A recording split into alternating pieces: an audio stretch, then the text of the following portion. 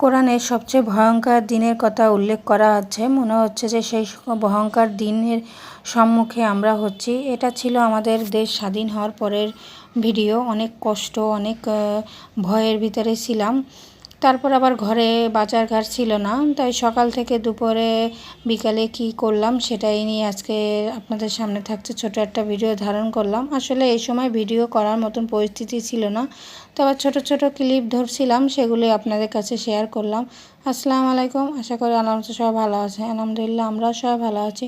এটা ছিল আমাদের দেশ স্বাধীন হওয়ার পরের দিনের ভিডিও। খুব সকালে সুন্দর একটা আবহাওয়া ছিল। আম্মু ওদিকে রুটি বানাচ্ছিল মেলা অনেকগুলো রুটি বানানোর কারণ আছে। আস্তে আস্তে আপনাদের সাথে অবশ্যই ভিডিওটা দেখবেন, শেয়ার করব। মেয়ের মাথাটা খুলে দিলাম, মেয়ে অবশ্য অনেক ভয় পাইছে, সেটাও আপনাদের কাছে বলবো। তারপরে এই যে চলে গেলাম মার কাছে। আসলে যেদিনকার দেশ স্বাধীন হয়েছে তার পরের দিনে ঘরে একটু চাল ছিল না, কিন্তু সব জায়গা মারামারি এত পরিমাণ হচ্ছিল যে আমাদের দোকানে নাইমে যে চাউল আনবো সেটাও কোনোভাবে সম্ভব হচ্ছিল না। এরকম দিন মনে হয় আমার জীবনে এই প্রথম করলাম। তাই আম্মুকে বললাম চাউলের রুটি বানাও। ঘরে নারকেল ছিল, নারকেল কুড়ায়ে বললাম যে রুটিটা আজকে সকালে নারকেল দিয়ে রুটি দিয়ে চা দিয়ে চালাই দিই না। নারকেলের ভিতরে একটু ফাঁপা হয়েছিল, আমার মেয়ে প্রথমে এটা জিনিসটা খেলো। তারপরে এই যে চা জ্বালায় ছোটো ভাই মেয়েকে সবাইকে নিয়েই খাওয়া দাওয়া করলাম। আসলে আলহামদুলিল্লাহ আমাদের ঘরে যে পরিস্থিতি যেটাই বলে আমার মেয়ে ভাই সব কিছুই কোনো সময় না বলে না, এটা আল্লাহর কাছে অনেক শুকরিয়া।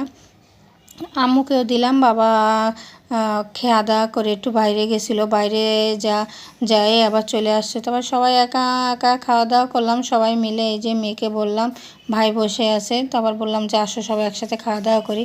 খাওয়া দাওয়া করার পর দুপুরে রান্নাবান্না যা ছিল, তারপরে আম্মুকে বললাম যে একটু এটাকে অবশ্য সবাই আমাদের বরিশালের ভাষায় চাপা পিঠা বলে। আম্মুকে বললাম একটু চাপা পিঠা বানালে রুটি দিয়ে খাওয়া যাবে, কেননা বিশ্বাসে আমাদের ঘরে এরকম চাউল ফুরায় যায়। দিনটা অবশ্য প্রথম মনে করছি যে আজকের আনবো, কিন্তু আজকের দিনটা যে এত ভয়ানক হবে কখনো ভাবিনি। তারপরে রাত্রে সবাই মিলে চাপা পিঠা রুটি খাওয়া দাওয়া করলাম, অনেক মজাই হলো।